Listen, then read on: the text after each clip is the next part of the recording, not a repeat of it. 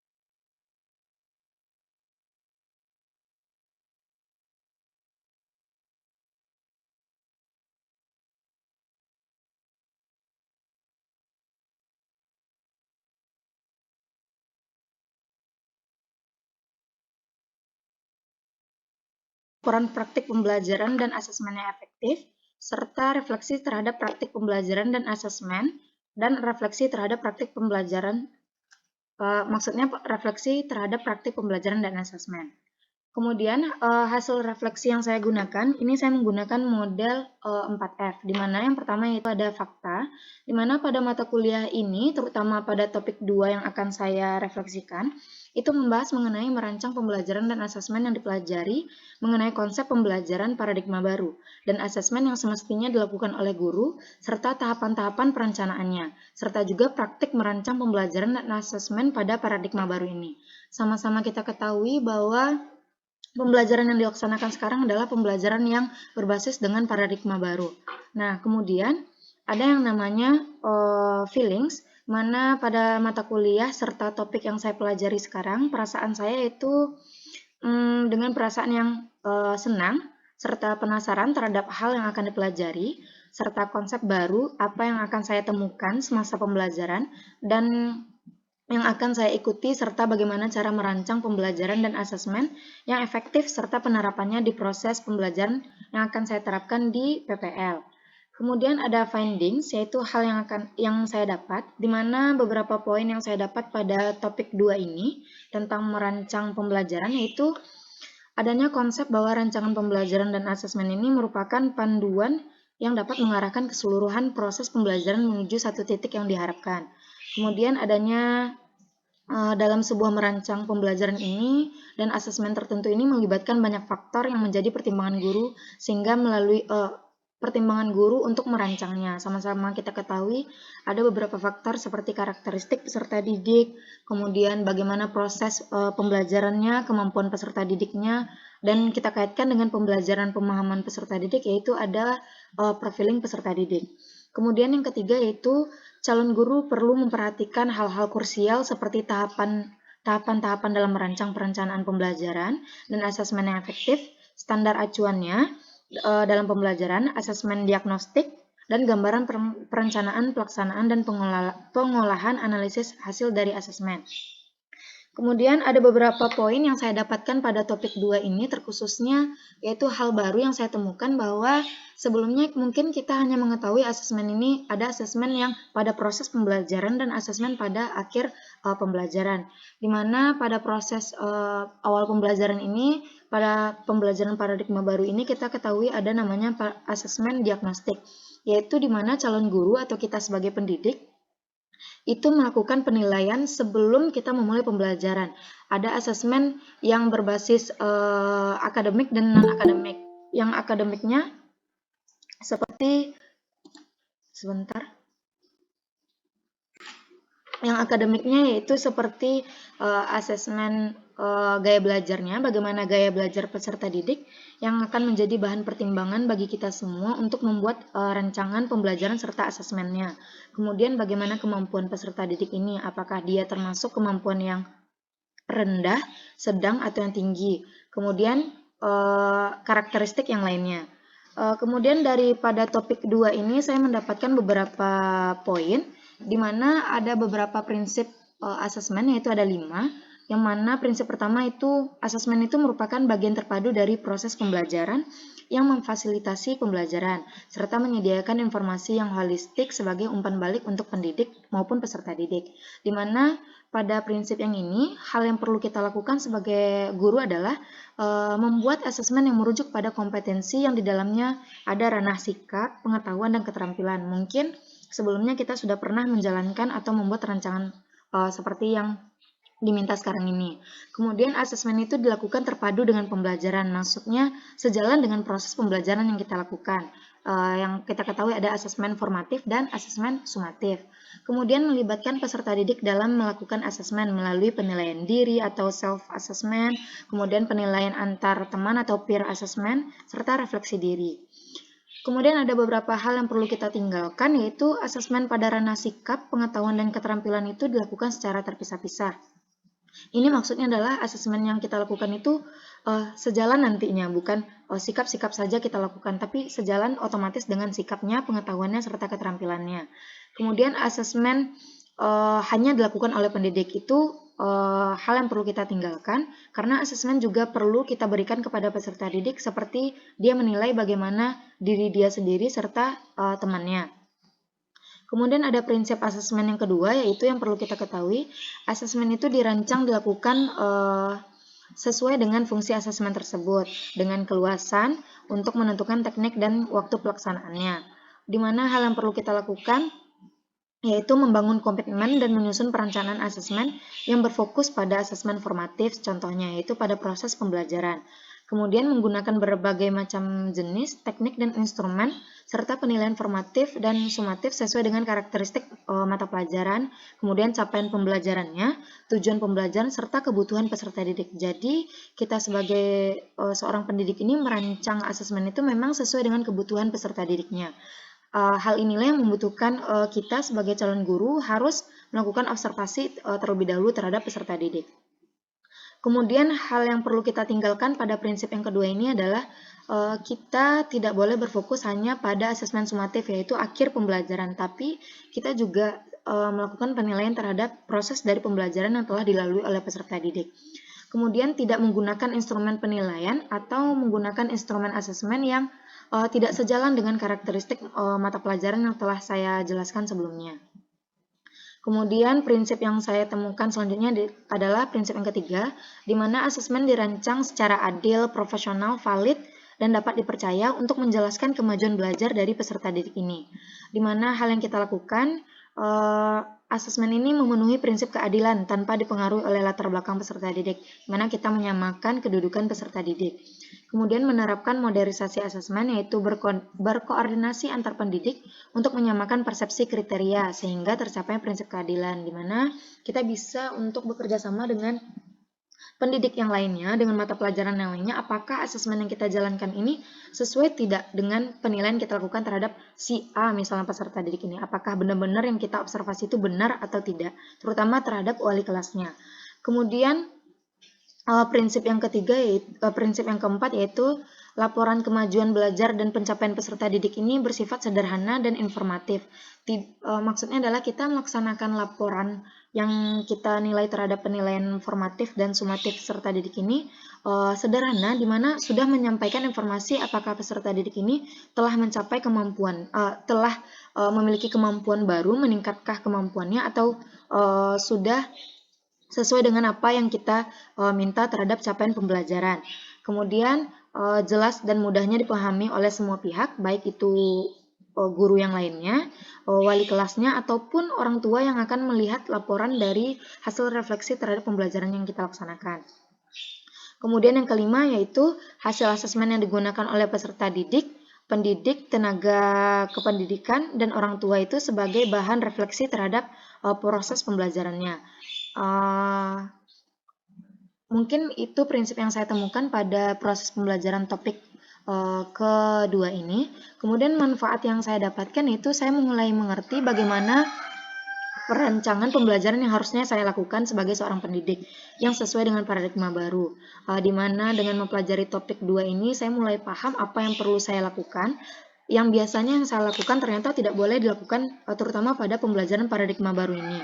Kemudian hal yang saya pelajari ini akan menjadikan saya sebagai guru yang lebih profesional, serta kompetensi guru yang kita tahu ada 4 tersebut akan lebih baik ke depannya dan akan lebih meningkat, terutama pada kompetensi pedagogi kita, bagaimana cara kita mengajar, kepribadian kita dengan memahami peserta didik, kemudian cara kita bersosialisasi dengan peserta didik, serta juga kemampuan kita dalam menguasai materi, yaitu kemampuan profesional. Sehingga nantinya pada manfaat yang saya pelajari, yaitu saya mampu merancang proses pembelajaran serta asesmen yang efektif dalam menilai peserta didik. Mungkin untuk refleksi terhadap topik kedua ini cukup sampai di sini. Saya kembalikan kepada moderator. Baiklah, terima kasih kepada Kak Suci. Untuk topik selanjutnya akan dijelaskan langsung oleh saya sendiri, yang mana pada topik ini saya akan menjelaskan mengenai topik ketiga, yaitu telaah. Bentar.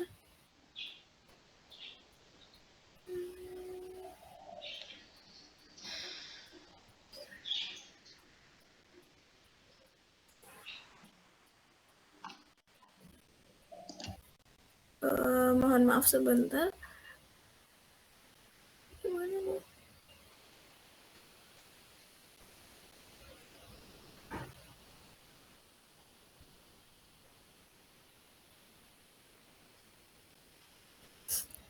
Nah, ya pada topik ketiga ini saya akan melakukan refleksi mengenai prinsip pengajaran dan asesmen yang efektif di sekolah menengah, di mana pada prinsip pengajaran dan asesmen yang efektif ini terdiri dari 7 topik, yaitu telaah perencanaan, pembelajaran dan asesmen yang disusun oleh guru. Topik kedua itu tentang perencanaan, pembelajaran dan asesmen.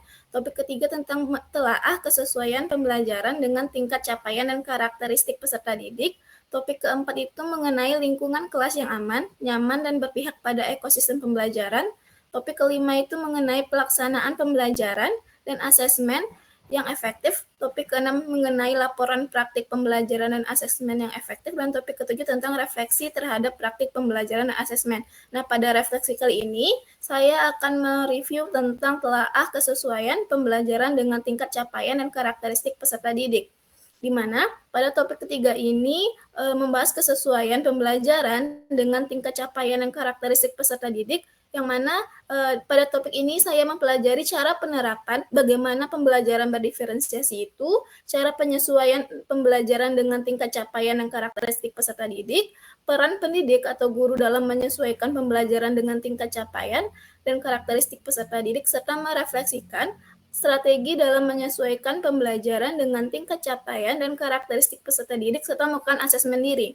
Nah, pada review ini saya menggunakan model 4F, yaitu terdiri dari fakta, feeling, finding, dan future. Nah, faktanya ini atau peristiwa, pada saat mempelajari topik ini saya diminta untuk menganalisis modul ajar yang telah digunakan atau telah dibuat oleh guru pamong tempat PPL saya, di mana pada modul ajar ini kami diminta untuk menganalisis apakah modul ajar itu sudah sesuai dengan tingkat capaian dan karakteristik peserta didik. Secara umum, modul ajar yang digunakan oleh guru ini memiliki komponen-komponen yang lengkap dan sesuai dengan tingkat capaian karena telah mengandung KKO sesuai dengan tingkat kesulitan capaian pembelajaran. Namun pada saat pelaksanaannya masih ada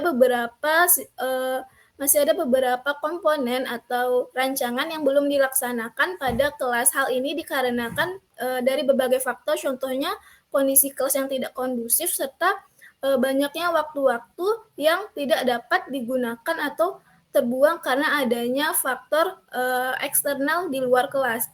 Soalnya adalah feeling atau perasaan saya, di mana saat mengikuti perkuliahan ini tentunya saya merasa excited namun juga gugup.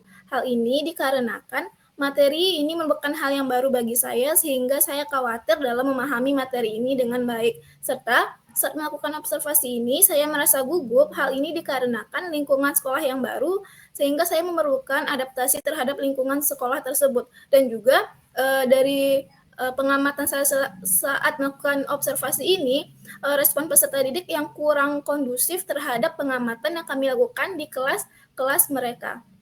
Nah, yang selanjutnya adalah finding atau pembelajaran, di mana dengan mempelajari topik ini saya memahami bagaimana cara merencanakan modul ajar yang sesuai dengan tingkat capaian dan karakteristik peserta didik, yang mana kita ketahui bahwasanya peserta didik ini memiliki berbagai macam karakteristik dan kebutuhan yang berbeda. Antar peserta didik ini pun juga memiliki berbagai macam tingkatan kompetensi atau kemampuan kognitif mereka yang berbeda, sehingga diperlukannya telaah pengajaran dengan tingkat capaian karakteristik peserta didik ini untuk membantu guru dalam mengidentifikasi permasalahan-permasalahan yang ada oleh peserta didik itu dan merancang modul ajar yang sesuai dengan tingkat capaian dan karakteristik peserta didik, sehingga proses atau kegiatan pembelajaran nantinya akan memenuhi kebutuhan dari peserta didik tersebut.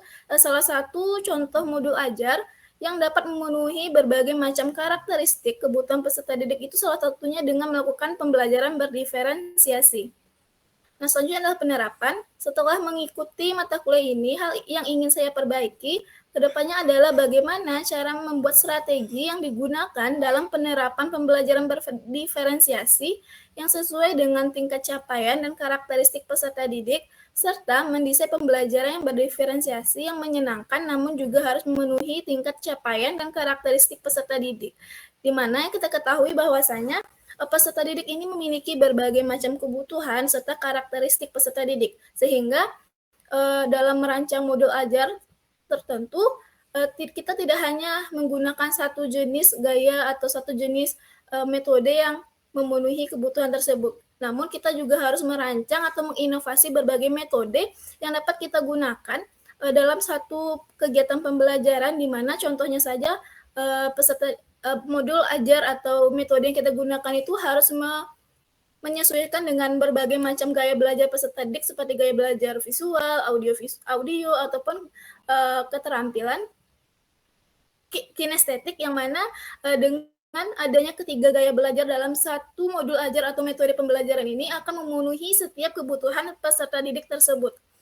Nah, selanjutnya dari kegiatan topik yang saya pelajari ini, bagaimana saya mempelajari topik yang ada pada mata kuliah tersebut, yaitu kita melakukan mulai dari diri, eksplorasi konsep, ruang kolaborasi, demonstrasi konseptual, elaborasi pemahaman, koneksi antar materi, dan aksi nyata. Di mana pada mulai dari ini itu kami atau saya diminta untuk membuat pertanyaan tentang mengidentifikasi karakteristik peserta didik yang serta membuat ekspektasi apa saja yang saya harapkan dalam mempelajari topik pada mata pelajaran ini. Selanjutnya, pada eksplorasi konsep ini, saya mendapatkan informasi ataupun konsep tentang kesesuaian pembelajaran dengan tingkat capaian dan karakteristik peserta didik secara mendalam, serta juga mengetahui bagaimana itu pembelajaran berdiferensiasi dan melakukan refleksi pembelajaran. Nah, yang selanjutnya itu adalah tentang ruang kolaborasi, di mana pada ruang kolaborasi ini kami diminta untuk berkolaborasi dengan rekan sejawat tentang bagaimana cara atau menelaah modul ajar yang telah kami tentukan, apakah modul ajar tersebut sesuai dengan tingkat capaian dan karakteristik peserta didik. Selanjutnya adalah demonstrasi konseptual, di mana pada demonstrasi konseptual ini kami diminta untuk mempresentasikan hasil dari diskusi pada ruang kolaborasi kami. Selanjutnya adalah elaborasi pemahaman. Pada elaborasi pemahaman ini kami berdiskusi dengan rekan sejawat dengan membuat forum diskusi terkait dengan topik pelajaran pada saat itu. Sedangkan pada koneksi antar materi ini kami membuat sebuah kesimpulan mengenai pembelajaran berdiferensiasi yang mencakup tentang karakteristik peserta didik. Selanjutnya adalah aksi nyata, di mana pada aksi nyata ini kami melakukan sebuah refleksi terkait observasi yang telah kami lakukan di sekolah-sekolah tersebut. Lalu kami membuat sebuah rancangan RPP yang mana rancangan tersebut itu memenuhi tingkat capaian dan kebutuhan peserta didik dalam kegiatan pembelajaran.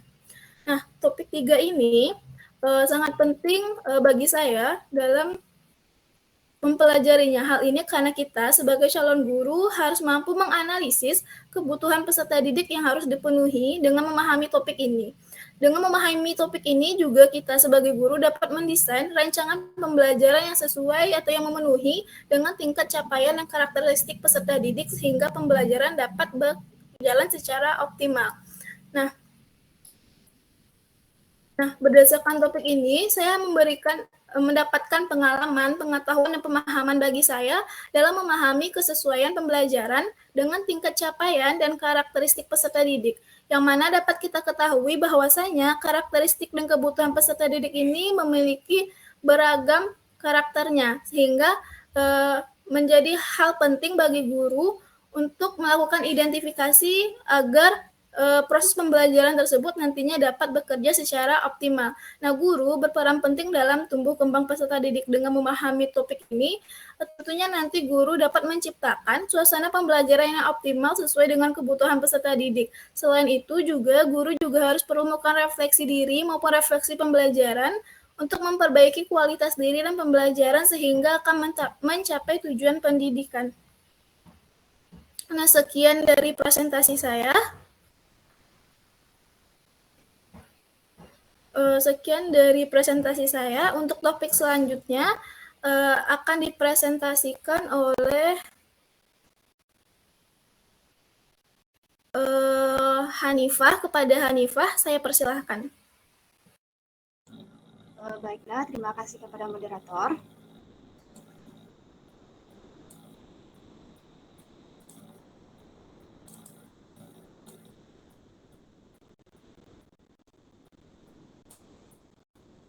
Baiklah, saya akan menjelaskan refleksi terhadap mata kuliah prinsip pembelajaran dan asesmen yang efektif di sekolah menengah. Nah, Pada mata kuliah ini, saya memilih topik lingkungan kelas yang aman, nyaman, dan berpihak kepada ekosistem pembelajaran. Nah, pada topik ini, saya akan mempelajari tentang bagaimana menciptakan kelas yang aman, nyaman, dan berpihak pada ekosistem pembelajaran, sehingga setelah mempelajari topik ini, saya diharapkan mampu menguasai konsep, merancang, dan menciptakan lingkungan kelas yang aman, nyaman, dan berpihak kepada ekosistem pembelajaran sesuai dengan prinsip culturally responsive pedagogi.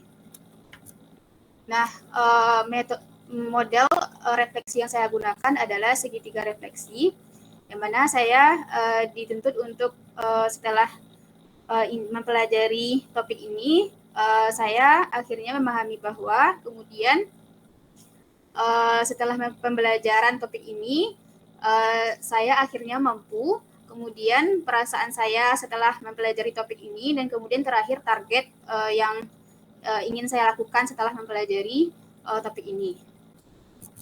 Nah, yang pertama adalah setelah mempelajari topik ini, saya akhirnya memahami bahwa lingkungan belajar adalah kondisi dan segala fasilitas yang digunakan untuk kegiatan belajar sehari-hari. Nah, lingkungan belajar yang adalah lingkungan belajar yang aman, nyaman, dan berpihak kepada peserta didik.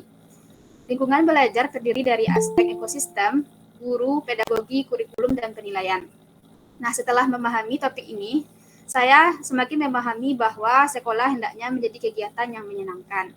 Nah, kepala sekolah berperan sebagai pemberi pelayanan, bukan hanya sebagai pengatur. Kemudian manajemen sekolah seharusnya bersifat kolaboratif dan kompeten, bukan hanya sekedar secara administratif, tapi juga mampu berkolaboratif. Kemudian perlunya keselarasan pendidikan keluarga dan pendidikan di sekolah. Nah, guru sebagai pemilik dan pembuat kurikulum, dan seharusnya dilatih berdasarkan praktik, bukan hanya teori. Kemudian sebagai guru, kita seharusnya perlu melakukan variasi dalam metode pembelajaran, menerapkan pembelajaran yang berpihak kepada peserta didik, dan memanfaatkan teknologi dalam pelaksanaan pembelajaran. Kemudian menciptakan suasana pembelajaran yang bermakna dan menyenangkan, dan memvariasikan tugas sesuai dengan karakteristik peserta didik, sehingga peserta didik tersebut merasa diperlakukan secara adil dan melakukan asesmen secara menyeluruh dan adil. Nah, kemudian setelah mempelajari topik ini, saya akhirnya mampu,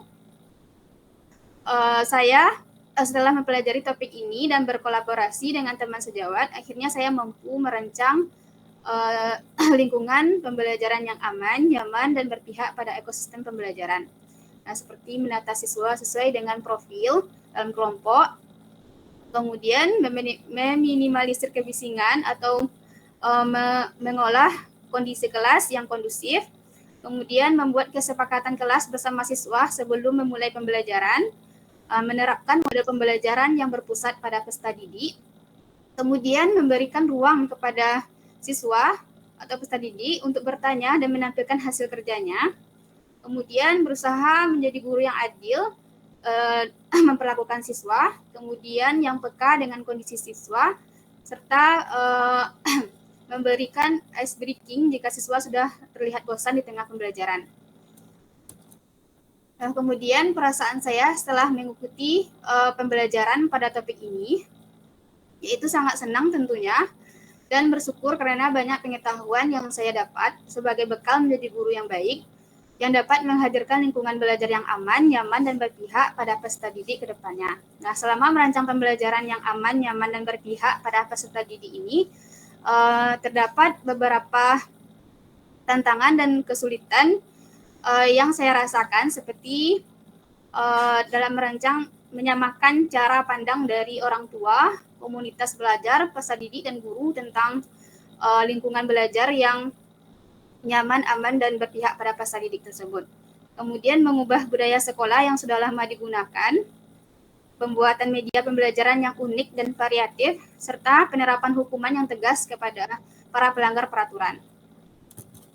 Nah, selanjutnya setelah mempelajari topik ini, target saya ke depannya adalah dapat melakukan komunikasi dan bersinergi dengan orang tua siswa untuk mengawasi pembelajaran di rumah. Kemudian target selanjutnya yaitu membuat media pembelajaran siswa dalam bentuk game yang menarik dan menantang. Melihat dari situasi dari situasi saat ini, begitu besar ketertarikan siswa sekarang dengan game. Nah, kemudian saya akan berusaha memperbaiki kekurangan-kekurangan praktik pembelajaran sebelumnya yang masih belum sepenuhnya menciptakan lingkungan belajar yang aman, nyaman, dan berpihak kepada peserta didik. Seperti membuat rancangan pembelajaran yang benar-benar berdiferensiasi baik secara konten, proses maupun produk sehingga adil bagi siswa dan sehingga siswa merasa benar-benar merasakan pembelajaran yang menyenangkan dan bermakna. Nah, mengapa saya memilih mengapa materi ini sangat penting untuk dipelajari? Nah, topik ini sangat penting dipelajari karena sebagai seorang guru, saya perlu mempelajari dan memahami dengan baik tentang cara menciptakan lingkungan kelas yang aman, nyaman, dan berpihak pada ekosistem pembelajaran. Karena lingkungan kelas yang aman, nyaman, dan berpihak pada ekosistem pembelajaran merupakan salah satu faktor penting dalam keberhasilan proses pembelajaran. Lingkungan kelas aman, nyaman, dan berpihak pada ekosistem pembelajaran dapat meningkatkan minat belajar peserta didik. Hal ini menyebabkan proses pembelajaran lebih efektif dan efisien dan dapat menunjang hasil pembelajaran yang optimal. Nah, hal ini dikarenakan lingkungan kelas yang aman, nyaman, dan kondusif menghasilkan ekosistem pembelajaran yang mendukung partisipasi aktif dari peserta didik tersebut. Nah, saya mempelajari topik ini dengan alur merdeka. Yang pertama mulai dari diri, yaitu dengan menjawab beberapa pertanyaan yang tertuang dalam lembar kerja. Kemudian eksplorasi konsep, dengan mempelajari materi, dengan mengeksplor berbagai sumber mengenai lingkungan, kelas yang aman, nyaman, dan berpihak pada ekosistem pembelajaran. Kemudian ada ruang kolaborasi, yaitu saya mendiskusikan dan mengidentifikasi kasus-kasus aktual terkait lingkungan kelas yang mendukung, yang kurang mendukung, serta tantangan dalam menciptakan lingkungan yang mendukung ekosistem pembelajaran. Kemudian demonstrasi konstekstual. Di sini saya bersama anggota kelompok mempresentasikan hasil diskusi kelompok. Kemudian pada tahap elaborasi pemahaman, saya berbagi gagasan atau sharing ide dan melakukan tanya jawab tentang kasus-kasus faktual terkait dengan kelas yang mendukung, yang kurang mendukung, serta tantangan yang muncul dalam menciptakan kelas yang mendukung ekosistem pembelajaran. Kemudian ada koneksi antar materi. Di sini saya membuat koneksi antar materi dalam bentuk mind map yang menunjukkan hubungan lingkungan kelas, ekosistem pembelajaran, dan hasil prestasi belajar siswa. Kemudian pada aksi nyata, saya merefleksikan terhadap proses pembelajaran dan merancang serta menciptakan lingkungan kelas yang aman, nyaman, dan berpihak pada ekosistem pembelajaran. Dan strategi dalam implementasi ini sangat penting bagi saya. Cara berkolaborasi dengan teman sejawat dan mencari referensi lainnya dari internet. Ini penting dilakukan karena dengan berkolaborasi dan bereksplorasi dapat membuka dan menambah pengetahuan yang belum saya ketahui sebelumnya dan mendorong saya untuk belajar mandiri dan mampu berkolaborasi dengan teman sejawat. Dan kemudian juga ada dampingan dari dosen membuat pembelajaran lebih terarah dan konsep yang didapat lebih mudah dan lebih mudah dicerna. Kemudian ini beberapa artefak selama pembelajaran topik ini.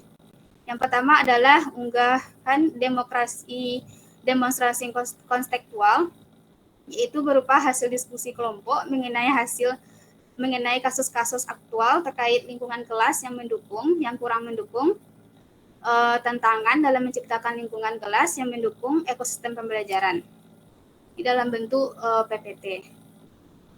Kemudian ada koneksi antar materi. Saya membuatnya dalam bentuk mind map, yaitu yang menunjukkan hubungan lingkungan kelas yang aman, nyaman dengan ekosistem pembelajaran serta hasil atau prestasi belajar peserta didik. Kemudian pada aksi nyata, di sini saya disuruh untuk merefleksikan terhadap proses pembelajaran dan merancang serta menciptakan lingkungan kelas yang aman, nyaman, dan berpihak pada ekosistem pembelajaran. Kemudian di sini juga terdapat UTS. Nah, di UTS ini saya disuruh untuk menelaah perencanaan pembelajaran yang asesmen yang efektif. Mungkin itu hasil refleksi dari saya. Terima kasih, saya kembalikan kepada moderator. Baiklah, terima kasih kepada Saudari Hanifah. Untuk refleksi selanjutnya akan dijelaskan oleh Kak Finarti. Kepada Kak Finarti dipersilahkan.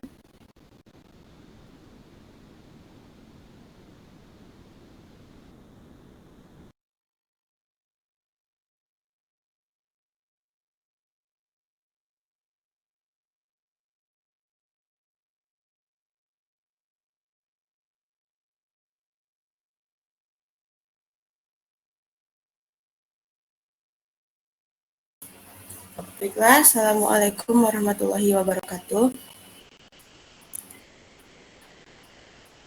Oke, pada kesempatan kali ini saya akan merefleksikan jurnal refleksi prinsip pengajaran dan asesmen yang efektif di kelas di sekolah menengah. Oke. Nah, jadi pada topik mata kuliah prinsip pengajaran asesmen ini terdapat 7 topik, di mana dari kesemua topik yang telah kita pelajari, saya memilih topik kelima untuk direfleksikan lebih lanjut, yaitu mengenai pelaksanaan pembelajaran dan asesmen yang efektif. Nah, yang pertama, review pengalaman belajar pada topik 5, pelaksanaan pembelajaran dan asesmen yang efektif ini. Pada topik 5 ini, saya mempelajari tentang cara-cara mengimplementasikan prinsip dan strategi pembelajaran pada paradigma baru, di mana sebelum melaksanakan pembelajaran, seorang guru perlu melakukan persiapan yang baik agar proses pembelajaran dapat berjalan sesuai dengan apa yang telah direncanakan, sehingga nanti tujuan pembelajaran dapat tercapai dengan baik. Nah, guru juga harus mempersiapkan asesmen berupa asesmen diagnostik, formatif, sumatif yang efektif untuk mengukur hasil belajar peserta didik. Nah, jadi pada topik 5, sebagai calon guru, saya diberi kesempatan untuk melakukan praktek pembelajaran terbimbing secara nyata di kelas. Melalui praktek pembelajaran yang secara nyata ini, saya memiliki pengalaman belajar bagaimana cara menerapkan keterampilan dasar mengajar secara faktual. Nah, untuk refleksi pengalaman belajar yang dipilih, pada topik 5, pelaksanaan pembelajaran asesmen efektif ini saya menggunakan model 4F. Yang pertama yaitu fakta. Nah, fakta ini adalah berupa peristiwa yang terjadi selama melakukan proses pembelajaran. Jadi pada saat menerapkan pembelajaran atau pada saat melaksanakan praktek pembelajaran di kelas, kebetulan saya mendapat kelas E1. Nah, di dalam praktek pembelajaran tersebut saya mengalami kesulitan dalam mengkondisikan kelas, di mana beberapa siswa yang ada di dalam kelas tersebut seringkali keluar masuk pada saat PBM berlangsung. Nah, jadi ada beberapa siswa yang juga mengantuk saat jam pembelajaran biologi karena waktu pembelajaran biologi bertepatan pada saat jam istirahat siang. Jadi setelah jam istirahat siang berakhir, terkadang siswa banyak yang terlambat untuk masuk kembali ke kelas, sehingga alokasi pembelajaran biologi tersebut tidak sesuai dengan yang direncanakan. Jadi pada RPP saya merencanakan sudah menyelesaikan satu tujuan pembelajaran, namun ternyata tidak sampai teralokasikan. Nah, jadi pada tahap selanjutnya itu feeling. Perasaan yang saya rasakan ketika melaksanakan pembelajaran ini adalah ketika memulai pembelajaran di kelas, yang pertama kali muncul rasa gugup, canggung, cemas, dan khawatir dengan respon siswa. Jadi saya merasa khawatir tidak mampu mengelola kelas yang dengan baik. Nah, namun setelah berjalan, sedikit demi sedikit saya mulai terbiasa dengan kondisi suasana kelas tersebut. Meskipun suasana kelasnya ada yang sedikit meribut, namun dengan melaksanakan pembelajaran tersebut saya mulai mengurangi rasa canggung dan gugup itu. Nah, jadi setelah melaksanakan pembelajaran yang pertama, saya mulai merasakan rasa gugup itu semakin lama akan semakin berkurang. Nah, kemudian refleksi selanjutnya yaitu finding. Finding atau pembelajaran yang saya dapatkan dari kegiatan praktek pembelajaran di kelas ini adalah saya belajar bagaimana cara membuat siswa untuk tetap fokus saat pembelajaran berlangsung. Jadi apabila ada siswa yang tidak fokus ketika pembelajaran, saya menunjuk siswa tersebut untuk segera kembali fokus ke pembelajaran yang saya sampaikan. Jadi saya mulai mengerti bagaimana cara menerapkan keterampilan dasar mengajar seperti halnya keterampilan membuka dan menutup pembelajaran, keterampilan menjelaskan pembelajaran, bertanya kepada siswa, kemudian keterampilan mengelola kelas, dan keterampilan membimbing diskusi kelompok kecil serta mengadakan variasi-variasi dalam pembelajaran. Dan juga saya mulai mengerti bagaimana cara memberikan penguatan materi di kelas. Setelah pembelajaran tersebut, maka refleksi selanjutnya yaitu ada tahap future, yaitu penerapan. Setelah melaksanakan kegiatan praktik pembelajaran ini, yang ingin saya perbaiki ke depannya adalah bagaimana strategi yang tepat agar pengaturan waktu pembelajaran di kelas dapat berjalan dengan baik sesuai dengan rencana pembelajaran atau sesuai dengan RPP. Jadi untuk melaksanakan pembelajaran itu, saya mencoba mencari strategi bagaimana supaya waktu pembelajaran tidak banyak yang terbuang karena peserta didik banyak yang terlambat masuk ke dalam kelas. Jadi saya membuat kesepakatan kelas bersama peserta didik agar mereka tidak terlambat lagi masuk ke dalam kelas setelah jam istirahat berakhir. Nah, setelah merefleksikan pembelajaran tersebut, di sini ada pertanyaan mengapa topik tersebut penting untuk dipelajari. Nah, jadi topik 5 ini penting untuk dipelajari karena sebagai calon guru profesional, kita harus mampu melaksanakan dan mempraktekkan pembelajaran dan asesmen yang baik dan efektif. Jadi guru tidak hanya paham mengenai teori mengajar saja, tapi juga harus mampu mempraktekkan teori tersebut di kelas. Kemudian bagaimana saya mempelajari topik tersebut pada mata kuliah tersebut? Saya mempelajari menggunakan alur merdeka, yaitu mulai dari diri. Pada tahap mulai dari diri ini, saya diarahkan untuk menonton video pembelajaran, kemudian diminta untuk menjawab pertanyaan refleksi tentang pemahaman saya terkait capaian pembelajaran, pelaksanaan pembelajaran, dan asesmen yang efektif. Setelah menjawab pertanyaan refleksi tersebut, saya melanjutkan tahap eksplorasi konsep.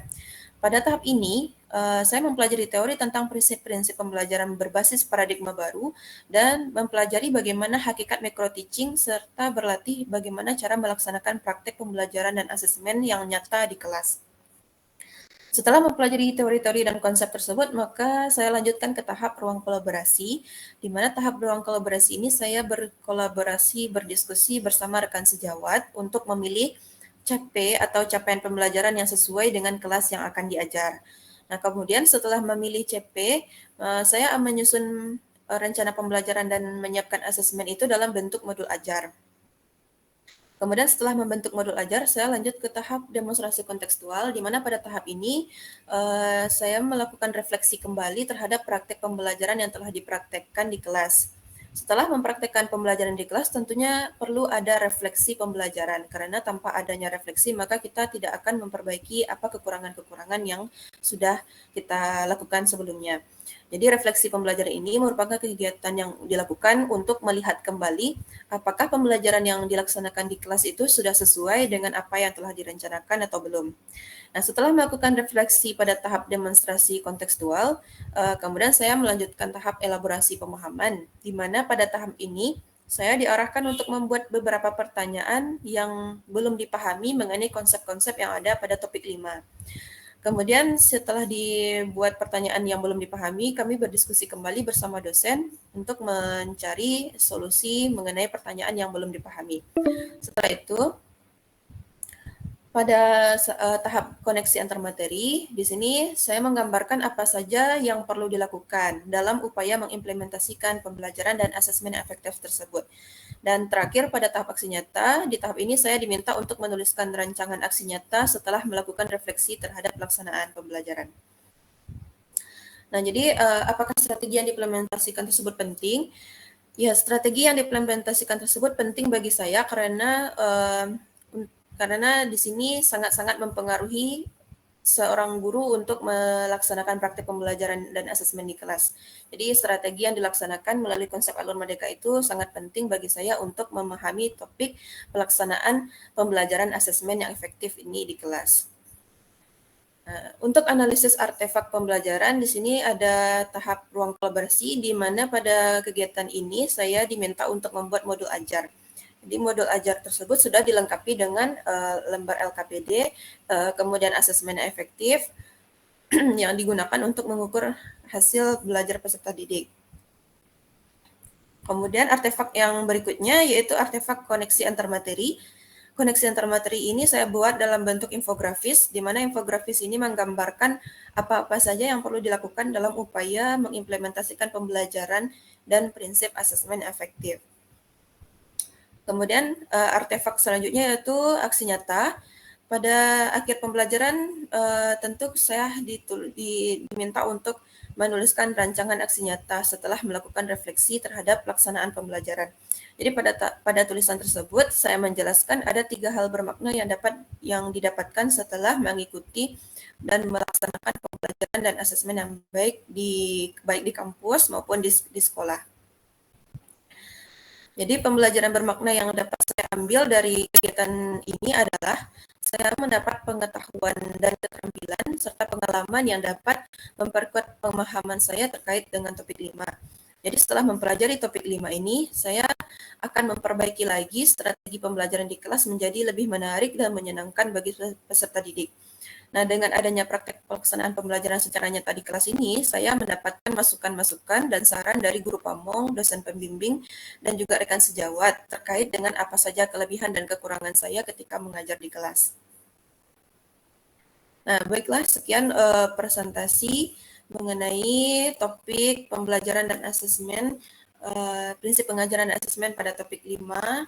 Ya, demikianlah presentasi yang saya lakukan. Saya kembalikan ke moderator. Baiklah, terima kasih kepada Kak Vinarti. Untuk review selanjutnya akan dipresentasikan oleh Kak Husnul Sakinah. Kepada Kak Husnul Sakinah, dipersilahkan. Baiklah, terima kasih moderator. Saya akan melanjutkan refleksi mengenai topik 1.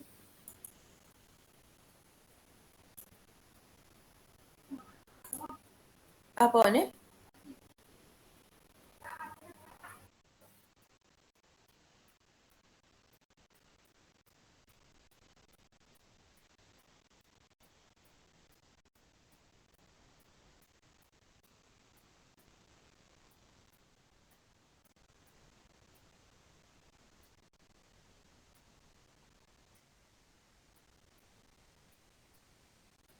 Apakah sudah kelihatan?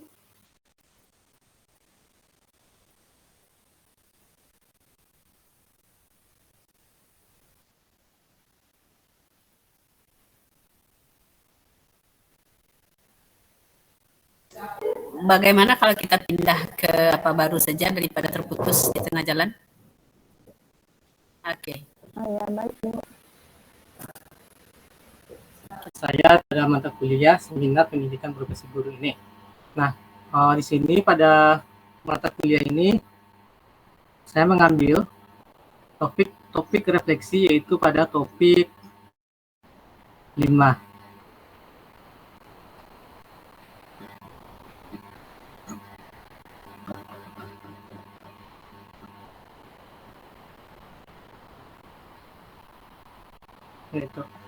Berikut ini adalah model refleksi yang akan saya jelaskan pada mata kuliah pada hari ini, yaitu dengan model 6 topik. Yang pertama, topik putih. Topik putih merupakan informasi berupa fakta, menerangkan informasi berupa fakta. Selanjutnya, topik merah, yaitu gambaran perasaan pada saat melakukan pembelajaran. Selanjutnya, topik kuning, yaitu hal-hal positif yang saya dapat dalam pembelajaran. Selanjutnya masuk kepada topik hitam, kendala atau hambatan yang saya temukan saat melakukan pembelajaran. Selanjutnya topik hijau, yaitu ide-ide yang muncul setelah melakukan pembelajaran. Sedangkan untuk topik biru yaitu kesimpulan dari peristiwa. Nah, ada 6 topik pada mata kuliah asesmen ini. Namun saya mengambil pada topik yaitu laporan praktik pembelajaran asesmen efektif, yaitu pada topik 6. Nah, untuk topik putih, informasi berupa fakta. Pertama sekali, pastinya kita mendapatkan manfaat dari pembelajaran topik 6 ini, yaitu guna untuk memberikan arahan kepada kita agar bagaimana saya sebagai guru dapat menjelaskan pembelajaran paradigma baru yang saya lakukan di sekolah mitra. Selanjutnya, bagaimana saya menjadi seorang guru merencanakan dan melaksanakan pembelajaran asesmen atau paradigma baru di sekolah yang saya ajar. Selanjutnya, bagaimana saya sebagai guru tahu dengan bentuk-bentuk prinsip-prinsip pembelajaran paradigma baru yang saya laksanakan di sekolah. Selanjutnya, informasi berupa fakta. Pelaksanaan kerangka belajar paradigma baru terdiri atas 3. Yang pertama, menuntun peserta didik dalam pembelajaran. Dalam pembelajaran saat pemberian tugas, atau kita kenal dengan berpusat kepada siswa. Jadi siswa yang aktif daripada muridnya, daripada gurunya. Selanjutnya, kerangka belajar mencakup pada pemetaan standar kompetensi, yaitu memberikan ruang leluasa kepada guru untuk merumuskan rancangan pembelajaran sesuai dengan kebutuhan dan karakteristik siswa. Nah, setiap siswa memiliki karakteristik yang berbeda sesuai dengan kebutuhannya yang berbeda pula. Nah, jadi guru berhak merancang sesuai dengan pemetaan standar kompetensi tersebut. Yang ketiga, antara rancangan dan kebutuhan siswa saling berkaitan, sehingga terjadi perubahan pembelajaran secara berkelanjutan. Antara kebutuhan dan saling berkaitan satu sama lainnya. Selanjutnya, saya setuju bahwa pembelajaran paradigma baru diletakkan sebagai sebuah inovasi. Kenapa? 1. Belajar secara sungguh-sungguh dan selalu diikuti dengan inovasi akan menghasilkan perubahan perilaku pada siswa. Artinya, peran penggiat peserta pendidik, khususnya kita sebagai guru dan dosen, adalah sebagai pelaku perubahan atau agent of change. Jadi guru yang merubah dari awal mulai pembelajaran. Selanjutnya, yang kedua, siswa memiliki potensi dan kemampuan yang merupakan benih kodrati untuk ditumbuh kembangkan tanpa henti. Artinya, proses belajar mengajar dengan selalu berinovasi secara optimal dan menumbuhkan potensi diri sehingga dicapailah kualitas pembelajaran secara ideal. Selanjutnya, saya setuju pembelajaran paradigma baru ini kenapa dikatakan sebuah inovasi, yaitu sebagai perubahan atau pencapaian kualitas ideal agar tumbuh secara alami, linear, dan sejalan dengan kehidupannya.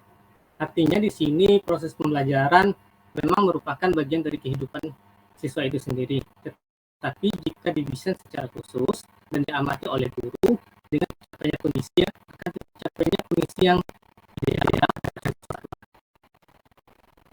Nah, biasanya saya belajar selama ini dengan metode konvensional. Macam saya dapat ini saya dapat melakukan dengan baru. Nah, pembelajaran konvensional baru tentu saja berbeda. Nah, dapat kita lihat perbedaannya pada tabel berikut ini. Nah, pada pembelajaran konvensional, penilaian dilakukan secara terpisah-pisah antara penilaian sikap, penilaian pengetahuan, dan penilaian keterampilan. Sedangkan pada pembelajaran paradigma baru, penilaian yang dilakukan bersifat holistik, yang mencakup pada sikap, pengetahuan, dan juga keterampilan. Jadi perbedaannya, satu dipisah, satu lagi bersifat holistik, yang mencakup sikap dan pengetahuan serta keterampilan. Yang kedua, penilaian dilakukan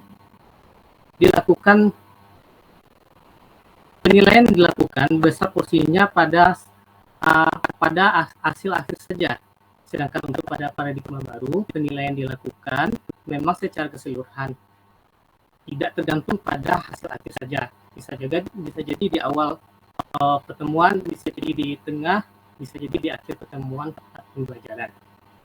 Selanjutnya tidak ada dilakukannya asesmen diagnostik, karena asesmen diagnostik ini dilihat dari hasil tes minat dan bakat yang dilaksanakan oleh guru BK. Nah, jadi data dari asesmen diagnostik dapat kita temui bersama guru BK di sekolah. Selanjutnya, sedangkan pada paradigma baru, asesmen diagnostik ini terdapat adanya 3 asesmen, yaitu diagnostik, formatif, sumatif. Masih pada topi putih, bentuk laporan asesmen ini yang pertama yaitu terdiri atas cover, daftar isi, kata pengantar, pengetahuan, pelaksanaan, dan penutup. Nah, seperti kita pembuatan laporan biasanya. Nah, sedangkan untuk lampiran terdiri dari dokumentasi kegiatan dari awal sampai akhir, modul ajar atau FPP yang kita lakukan, kita buat, perangkat pembelajaran seperti bahan ajar, media pembelajaran, dan alat evaluasi pembelajaran yang kita ketahui dengan asesmen tersebut. Format lembar observasi lesson tadi yang sudah diisi berdasarkan hasil pelaksanaan pembelajaran, yaitu yang dinilai oleh teman sejawat bersama tim di masa di sekolah, selanjutnya bersama Pampong dan bersama DPL. Yang kelima yaitu bukti atau hasil penilaian evaluasi pembelajaran peserta didik.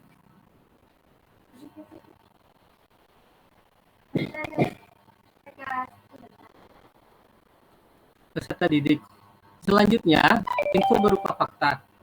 Info berupa fakta di situ terdapat beberapa artefak yang saya munculkan itu pada koneksi antar materi. Pada koneksi antar materi seperti yang kita lihat di sini. Selanjutnya terdapat juga di ruang kolaborasi dan terdapat pula pada eksplorasi konsep seperti yang telah saya tampilkan. Selanjutnya juga terdapat pada artefak laporan kegiatan PTL. Nah, selanjutnya pada topi merah ada beberapa gambaran perasaan yang saya dapatkan, yang saya rasakan setelah mempelajari topik ini. Yang pertama, perasaan senang dikarenakan saya antusias dalam proses pembelajaran. Semangat dikarenakan karena mengetahui bagaimana cara penyusunan laporan asesmen efektif di sekolah mitra yang saya jalankan. Selanjutnya ada juga perasaan khawatir jika dalam penulisan laporan tidak sesuai dengan ejaan yang disempurnakan. Selanjutnya saya bersyukur dikarenakan bisa melaksanakan proses pembelajaran yang inovatif dapat merubah sebuah kebiasaan belajar dari pembelajaran profesional menjadi pembelajaran berparadigma baru. Selanjutnya saya bersyukur dapat melaporkan hasil PPL 1 dimulai dari tahap observasi, tahap asistensi mengajar, dan melakukan kegiatan pembelajaran terbimbing bersama teman sejawat di SMA Negeri. Selanjutnya, hal positif yang terjadi selama aksi yaitu saat pembelajaran paradigma baru saya ketemu di mata perkuliahan. Pertama, saya melakukan proses pembelajaran yang inovatif dan didukung dengan media pembelajaran berbasis IT beserta perangkat smartboard saat perkuliahan. Sebelum memulai perkuliahan, dosen juga menjelaskan materi tentang terkait topik yang telah dipelajari terlebih dahulu. Dan saya pun sebagai mahasiswa antusias dalam mengerjakan LMS berupa video interaktif dan pelaporan dalam bentuk dokumen. Selanjutnya topi hitam. Topi hitam yaitu hambatan atau tantangan dalam menyusun praktik mengajar ini. Yang pertama, dalam topik ini saya harus informatif dan inovatif. Pembelajaran dilakukan harus secara informatif dan berinovasi pada pembelajaran paradigma baru. Nah, maksud dari informatif ini saya harus berusaha mencari materi-materi pembelajaran atau materi-materi berupa info-info. Selanjutnya, inovatif di sini selalu melakukan inovasi atau perubahan. Selanjutnya masih pada topi hitam, kendala dan hambatannya.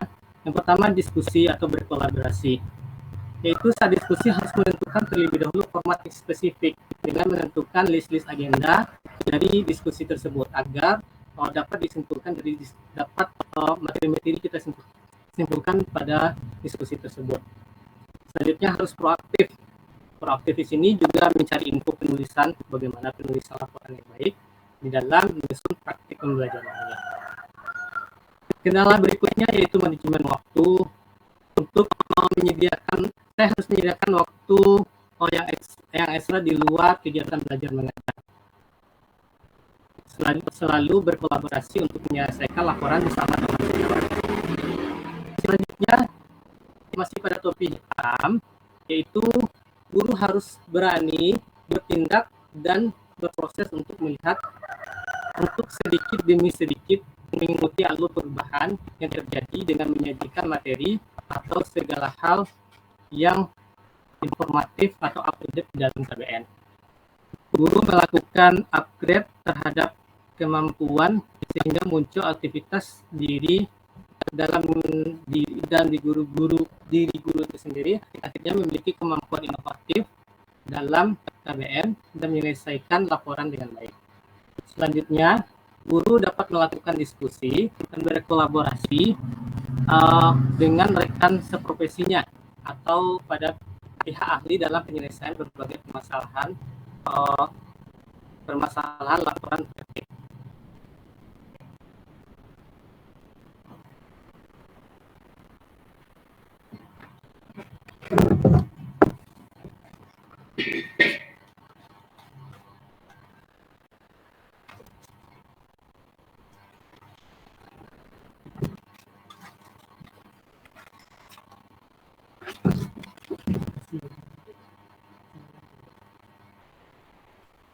Baiklah, akan saya lanjutkan kembali. Selanjutnya kita masuk kepada topi hijau, yaitu ide-ide yang muncul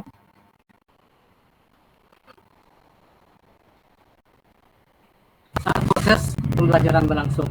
Yang pertama yaitu guru sebaiknya membiasakan diri menuliskan tujuan pembelajaran atau tujuan dalam menulis laporan terlebih dahulu dengan bahasa yang mudah dan dapat dipahami. Sebelum memulai menulis laporan praktik pembelajaran yang efektif ini,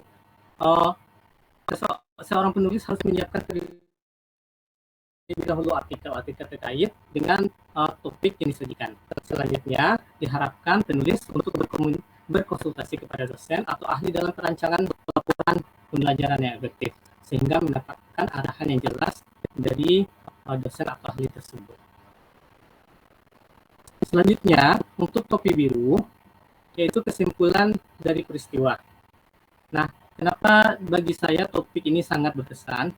Yang pertama, karena saya dapat memahami dengan mudah bagaimana cara membuat laporan yang efektif dan spesifik, serta dapat merangkum semua kegiatan yang dilakukan di BPL1 di sekolah mitra tempat saya mengajar, mulai dari orientasi, praktik pembelajaran terbimbing, dan melalui beberapa siklus dari distance study, yaitu siklus 1, siklus 2, dan siklus 3. Nah, mungkin itu hasil dari paparan materi dari seminar kali ini. Saya kembalikan kepada moderator. Baiklah, terima kasih kepada Bang Ilham. Untuk presentasi selanjutnya dipresentasikan oleh Kak Husnul Sakinah kepada Kak Kiki, dipersilahkan. Baiklah, terima kasih moderator. Saya akan mencoba untuk menampilkan dulu.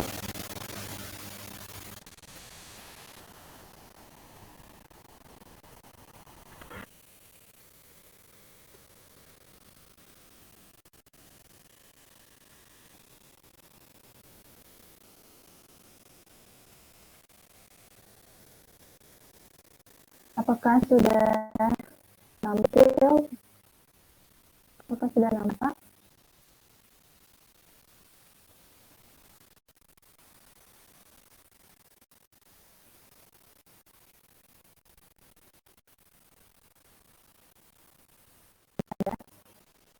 Baiklah, saya akan memulai untuk jurnal refleksi basic pengajaran dan asesmen yang efektif 1. Topik yang saya refleksikan untuk materi basic pengajaran dan asesmen yang efektif ini adalah topik pertama menggunakan model 4F, di mana model 4F ini terdiri dari fact, feeling, finding, dan filter. Pertama, fact, peristiwa atau fakta yang terjadi selama saya mengikuti proses pembelajaran. Untuk proses pembelajaran di topik 1 ini, ada beberapa peristiwa yang saya lakukan. Yang pertama, mulai dari diri dan eksplorasi konsep. Untuk topik 1, mulai dari diri, saya menjawab beberapa pertanyaan reflektif mengenai perencanaan pembelajaran, terutama pembelajaran paradigma baru. Kemudian di eksplorasi konsep, saya mempelajari beberapa konsep dan pembelajaran paradigma baru, kemudian materi mengenai penetapan tujuan jangka panjang dan pendek dalam program pembelajaran untuk paradigma baru, kemudian komponen utama dalam pembelajaran yang efektif untuk pembelajaran paradigma baru. Kemudian tahap selanjutnya yang ada di ruang kolaborasi dan demonstrasi konseptual. Untuk ruang kolaborasi, kami berkelompok untuk mendiskusikan beberapa hal mengenai pembelajaran paradigma baru dan asesmen yang efektif. Nah, setelah kami berkelompok mendiskusikan mengenai pembelajaran paradigma baru ini, kami mempresentasikan hasil kerja kelompok dan kelompok lain memberikan pertanyaan atau umpan balik terhadap hasil presentasi kami. Dan itu kami lakukan pada tahap demonstrasi konseptual. Berikutnya yaitu mengenai elaborasi koneksi antar materi dan aksi nyata. Nah, di elaborasi pemahaman ini, saya membuat pertanyaan-pertanyaan mengenai konsep apa yang masih belum saya pahami. Ada sekitar beberapa pertanyaan yang saya buat di elaborasi pemahaman. Kemudian koneksi antar materi, saya membuat mind mengenai peningkatan kualitas pembelajaran. Dan di aksi nyata, saya merefleksikan terkait dengan pemahaman baru apa yang saya dapatkan. Kemudian menyiapkan gambar pedoman atau rubrik kajian perencanaan pembelajaran. Kemudian menelaah perencanaan pembelajaran dan asesmen yang dibuat oleh guru di sekolah mitra, sekolah di mana saya melaksanakan PTL yaitu SMA 8, sesuai dengan rubrik yang telah saya susun. Dan tahap yang kedua yaitu feeling. Perasaan saya selama mengikuti proses pembelajaran pada topik 1 telah perencanaan pembelajaran dan asesmen yang disusun oleh guru ini, saya merasa senang karena saya mendapatkan banyak ilmu baru, pemahaman baru, dan konsep-konsep baru mengenai pembelajaran paradigma baru ini. Dan bagaimana seharusnya asesmen yang efektif itu untuk diterapkan di dalam kelas. Dan saya juga semakin paham mengenai konsep dan materi mengenai pembelajaran paradigma. Di finding, apa yang saya pelajari dan saya dalam topik 1 ini, yang pertama, telah perencanaan pembelajaran yang disusun oleh guru. Di tahap ini, di telah perencanaan pembelajaran yang disusun oleh guru, mengenai pembelajaran paradigma baru, itu semestinya direncanakan dan dilaksanakan oleh guru dengan memperhatikan karakteristik dan kebutuhan peserta didik. Nah, menurut pembelajaran paradigma baru ini, tujuan pembelajaran, proses pembelajaran, dan proses asesmen itu dilakukan guna untuk memastikan tercapainya profil pelajar Pancasila. Yang kedua yang saya temukan, yang saya pahami, mengenai telaah perencanaan, pelaksanaan, dan pengolahan hasil asesmen, baik asesmen formatif maupun sumatif yang telah disusun oleh guru. Dan pembelajaran paradigma baru ini dilakukan melalui beberapa rangkaian siklus yang dimulai dari pemetaan standar kompetensi, perencanaan proses, dan perencanaan asesmen. Nah, ketiga komponen tersebut di dalam satu rangkaian siklus merupakan suatu kesatuan yang utuh dan saling mempengaruhi profil pelajar Pancasila, yang berperan sebagai penuntun arah dan menjadi panduan dalam menentukan kebijakan dan pembaharuan sistem pendidikan di Indonesia, termasuk di dalamnya perencanaan pembelajaran dan asesmen. Tahap yang ketiga itu mengenai future. Kedepannya, bagaimana saya setelah mempelajari topik ini, apa yang akan saya lakukan? Yang pertama, saya harus berlatih lagi bagaimana cara membuat, mengolah, dan melaksanakan asesmen yang efektif dalam pembelajaran. Kemudian saya insya Allah akan menerapkan pembelajaran paradigma baru yang sudah direncanakan sebelumnya di dalam kelas. Baiklah, sekian presentasi dari saya menggunakan model 4F pada topik 1. Saya kembalikan kepada moderator. Baiklah, terima kasih kepada Kak Kiki atas presentasi mengenai refleksi pembelajarannya. Itulah presentasi dari kami terkait mata kuliah pengajaran dan asesmen yang efektif. Kemudian kami kembalikan kepada Ibu jika ada tanggapan atau masukan terhadap presentasi kami, dipersilahkan. Baik, terima kasih. Assalamualaikum warahmatullahi wabarakatuh. Saya sudah mengamati refleksi yang Anda buat tadi. Yang pertama, refleksi ini membahas tentang apa yang kita rasakan menjelaskan tantangan apa yang kita alami, lalu apa yang kita rencanakan untuk kita lanjut. Jadi semuanya berupa hal-hal yang real, tidak lagi bersifat teoritis. Nah ya, jadi dari yang tampil tadi saya lihat ada yang masih bersifat teoritis, misalnya ilham ya. Misalnya pada tahap ini guru seharusnya begini, itu kan teori gitu ya.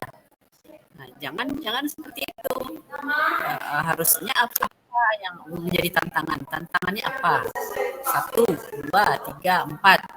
Ya, tidak perlu teori-teorinya, tidak perlu dibahas di dalam membuat refleksi. Nah, jadi itu yang harus diperhatikan, setiap fasenya itu memang merupakan refleksi. Refleksi itu kan apa yang kita alami, apa pendapat kita tentang mata kuliah ini, lalu apa yang kita dapat, apa yang belum kita dapat, lalu apa yang akan kita lakukan.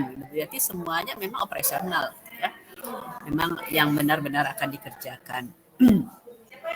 Jadi untuk ilham tolong diperbaiki lagi itu.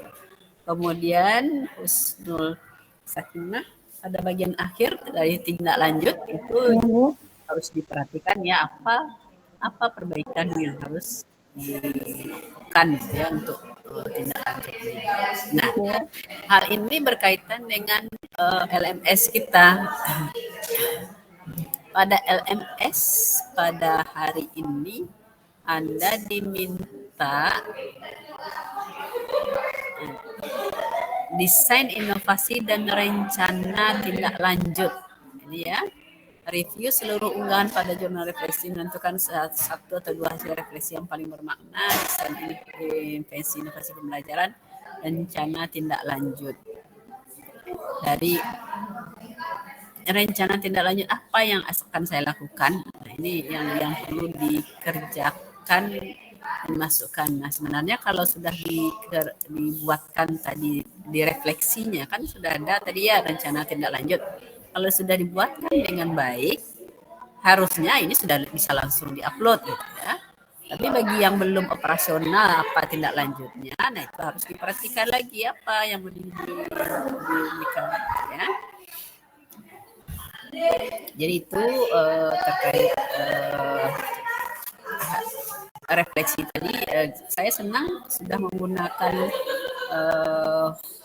model refleksi yang kita sudah bagikan gitu ya. Jadi lebih apa itu namanya ya, lebih bermakna refleksinya. Anda bisa mengupload itu saja ke dalam e-learningnya sebagai bagian dari tugas ya untuk mata kuliah seminar ini. Jadi silahkan upload, lihat lagi bagian LMS di mata kuliah seminar ini apa saja yang diminta, Anda upload itu.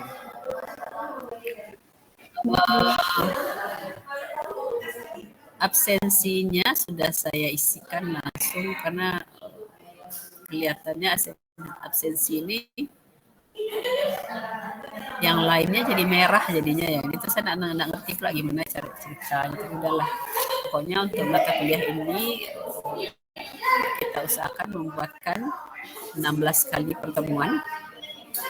Dan saya buatkan minggu kemarin itu mulai dari Senin, Selasa, Rabu, Kamis full ya. Kamis 2 kali, kemudian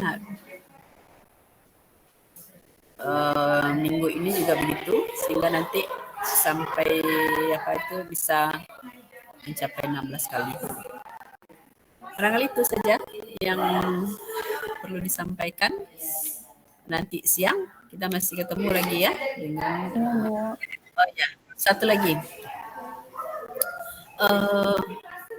Ini kami refleksi mata kuliah yang kebetulan saya yang membinanya ya.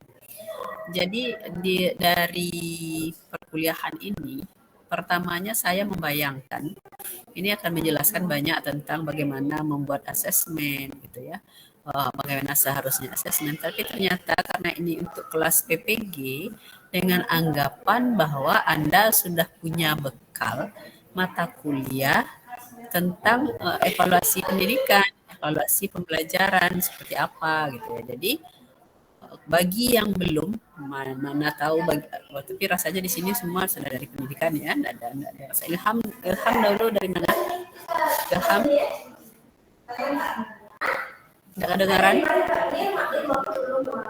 STP PGRI, Bu. GRI. Berarti kan pendidikan ya, Anda belajar evaluasi ya? Evaluasi pembelajaran. Iya, ya. Izin Vina dari jurusan non pendidikan, Bu. Nah, itu dia. Jadi yang dari non pendidikan ini yang saya khawatirkan, Anda harus belajar mandiri bagaimana melakukan evaluasi. Evaluasi itu bukan hanya menyangkut pada membuat soal saja, begitu ya, memberi nilai. Jadi banyak tadi sudah dibahas bahwa ternyata evaluasi itu ada evaluasi as learning, evaluasi for learning, evaluasi assessment as learning. Jadi itu harus dipahami seperti apa gitu ya. Jadi yang dari yang non pendidikan mohon belajar lagi baca buku-buku evaluasi. Nah, teknik evaluasi itu ada banyak. Nah, kemudian dalam mata kuliah ini juga bagaimana merancang pembelajaran yang sesuai dengan kurikulumnya gitu. Jadi mata kuliahnya ada dua, mendesain pembelajaran dan merencanakan asesmennya seperti apa gitu. Dengan anggapan bahwa semua sudah punya bekal mata kuliah desain, membuat RPP seperti apa, merancang program tahunan bagaimana, program semester. Kalau mata kuliah kita dulu P3 Bio namanya ya. P3 Bio, program pengembangan pembelajaran biologi. Itu yang harus diingat kembali mata kuliah itu. Kemudian mata kuliah evaluasi. Ada dua mata kuliah yang digabungkan menjadi satu.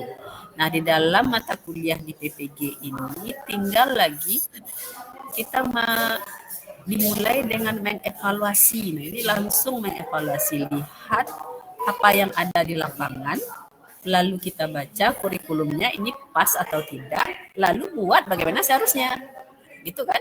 Tidak ada lagi membicarakan teorinya seperti apa, bagaimana membuat evaluasi, apa saja itu evaluasi, bagaimana teknik evaluasi, tidak ada lagi bagaimana membuat instrumennya, bagaimana membuat rubriknya, tidak ada dibicarakan di sini. Nah, jadi ini memang sudah tingkat lanjut dari mata kuliah di S1. Jadi bagi yang non pendidikan mohon belajar secara mandiri untuk membekali Anda dengan perencanaan pembelajaran dan evaluasi pembelajaran. Itu ya, Hinarti. Oke. Baik, Bu. Oke, itu yang bisa saya sampaikan untuk pagi ini. Untuk nanti siang kita ketemu lagi, insya Allah jam 1:30 ya. Oke. Ya, kalau enggak apa mungkin agak sedikit karena saya harus ke poliklinik dulu sebentar. Ini batuk enggak berhenti-henti dari tadi. Oke. Ya. Kalau misalnya agak mungkin sekitar jam 2 gitu ya, supaya bisa jalan. Oke, itu saja kita akhiri pertemuan kita pada pagi hari ini dengan mengucapkan hamdalah, alhamdulillah rabbil alamin. Subhanallahumma wa bihamdika, asyhadu an la ilaha illa anta, astaghfiruka wa atubu ilaik. Assalamualaikum warahmatullahi wabarakatuh.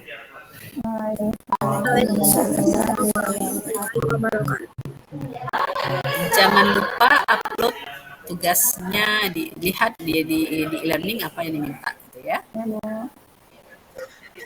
Oke, Bu. Baik. Terima kasih, Bu.